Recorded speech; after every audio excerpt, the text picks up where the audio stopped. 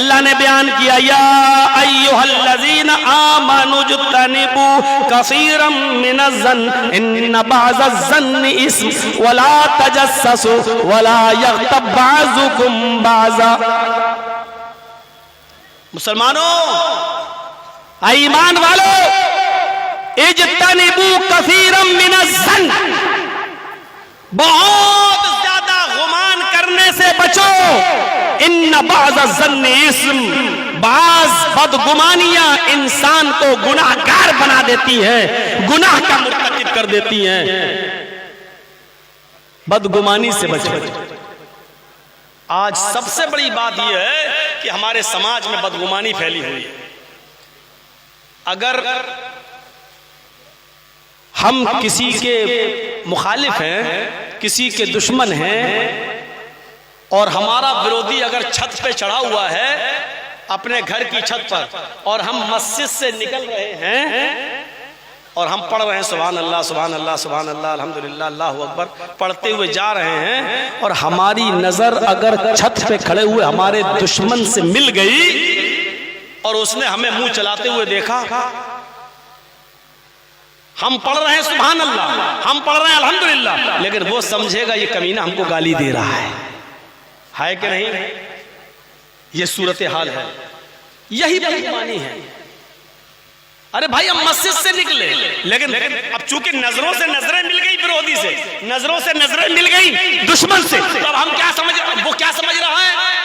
कमीना गाली दे रहा हमको। अब वो भी अभी मन ही मन में तेरी माँ का, तेरी बहन, वो भी कह रहा होगा, जबकि हम कुछ और कर रहे हैं। मेरे भाइयों, कुरान ने कहा इज्तनिबू कसीरम मिनज़्ज़न्न, बहुत ज्यादा गुमान मत किया करो किसी के बारे में।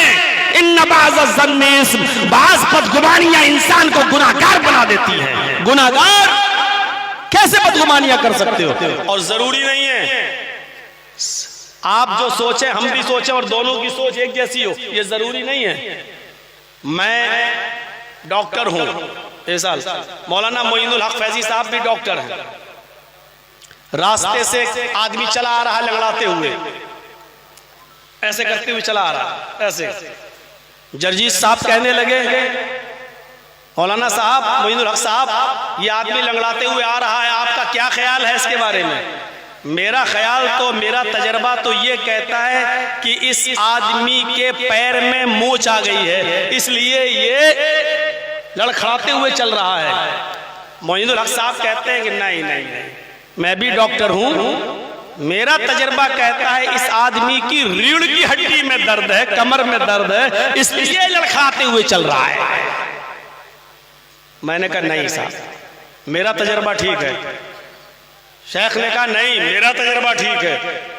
रख लो 1000 की शर्त, जायज नहीं है दोनों तरफ से, लेकिन रख ली। 2000 रुपया रख दिया तीसरे के पास, 1000 मेरा 1000 इनका, आने दीजिए, अभी पता चल जाएगा कि मोच आई है कि रीढ़ की हड्डी में दर्द है।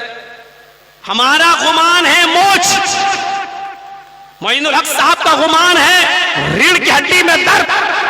वो धीरे धीरे जब हमारे करीब आता है, पूछा साहब पैर में मोच आई है या रीढ़ की हड्डी में दर्द है, क्या हुआ तुम्हें?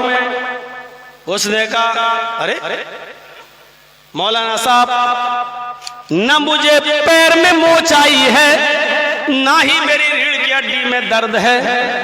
अरे भाई, तो तुम लंगड़ा क्यों रहे हो? अरे मेरी तो चप्पल टूट गई है, इसलिए मैं लंगड़ा के चल रहा था। गौर कीजिए, जरूरी नहीं कि हम जो सोचें और दूसरा जो सोचे दोनों के गुमान सही हो, दोनों के गुमान भी गलत हो सकते हैं और कोई तीसरी वजह भी हो सकती है। कुरान कहता है या अय्युहल्लज़ीना आमनुज्तनिबू कसीरम मिनज़्ज़न्न इन्न बअज़-ज़न्नि इस्म। ईमानो वालो, तुम ज्यादा गुमान करने से बचो। ज्यादा बदगुमानियां इंसान को गुनाहगार बना देती हैं। ज्यादा बदगुमानियां इंसान को गुनाहगार बना देती हैं। इमाम औज़ाई रहमतुल्लाह अलैह का नाम सुना होगा, बड़े नेक और बुजुर्ग आलिम दीन गुजरे हैं। अपने घर पे सुबह उठकर कुरान की तिलावत कर रहे थे, इनके पड़ोस में रहने वाली एक औरत इमाम औज़ाई रहमतुल्लाह अलैह की बीवी से मिलने के लिए आई।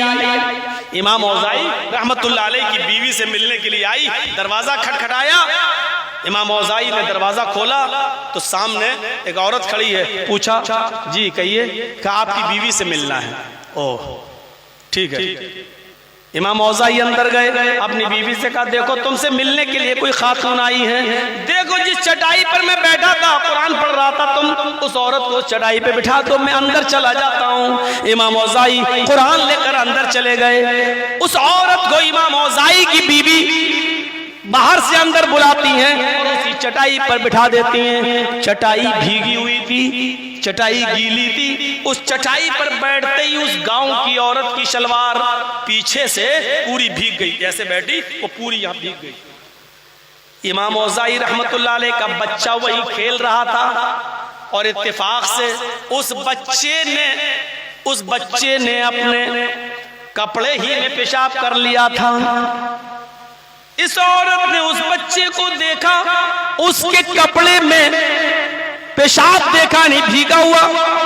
उसने सोचा कि ये बच्चा इस चटाई पर बैठा था और इस चटाई से उठ के गया होगा और इस लड़के ने इस चटाई पर पेशाब किया। इस पेशाब की वजह से मेरी शलवार पूरी की पूरी पीछे से भीग गई। उठियो कहने लगी, ये क्या किया तुमने, मुझे इस चटाई पर बिठा दिया जहां आपके बेटे ने पेशाब किया है और उस पेशाब वो मेरे कपड़ों में लग गया है। इमाम औज़ाई की बीवी कहती है, बहन घबराने की जरूरत नहीं है, ये पेशाब नहीं है, बैठो इत्मीनान से, तुम्हारा कपड़ा नापाक नहीं हुआ है, किस मकसद से आई हो वो बताओ।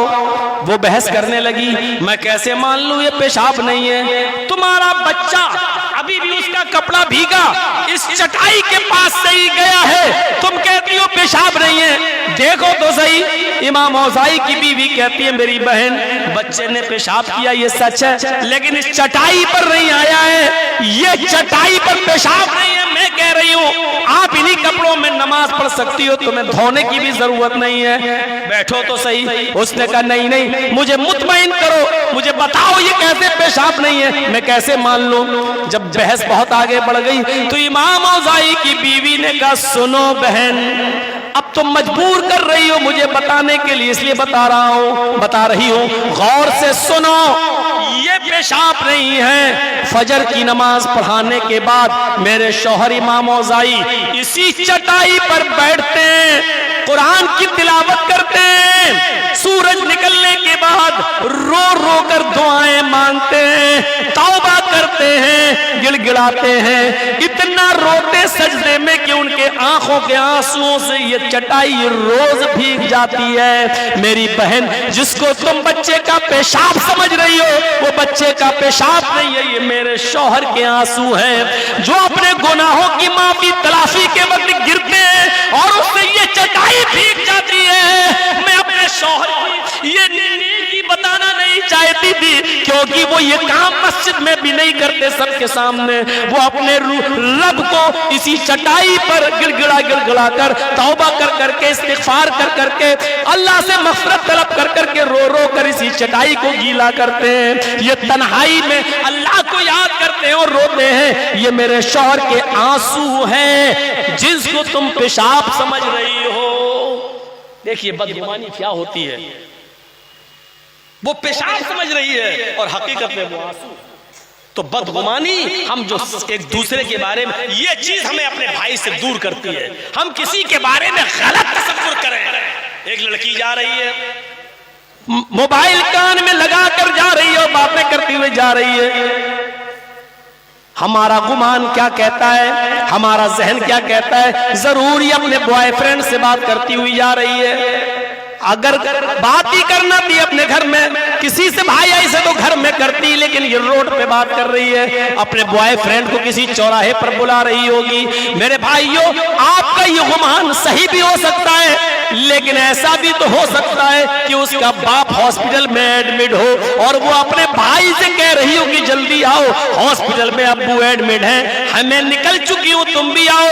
ये भी तो हो सकता है कि वो स्कूल की तरफ जा रही हो और अपने भाई से कह रही हो कि बाइक लेके आ जाओ, मुझे स्कूल छोड़ दो। कोई भी, ये भी तो बात हो सकती है। हमारा गुमान एक तरफ ही क्यों जाता है, दूसरी तरफ क्यों नहीं जाता है? कुरान इसी को कह रहा है, या अय्युहल्लज़ीना आमनु तनिबू कसीरम मिनज़्ज़न्न इन्न बाज़-ज़न्नि इस्म। आई मुसलमानों, एक दूसरे के बारे में ज्यादा बदगुमानियां मत किया करो, ज्यादा बदगुमानियां करने से बचो। बाज़ बदगुमानियां इंसान को गुनाहगार बना देती हैं, बाज़ बदगुमानियां इंसान को गुनाहगार बना देती हैं। तो मेरे भाइयों, पहली चीज ये है कि हम किसी के बारे में बदगुमानी न करें।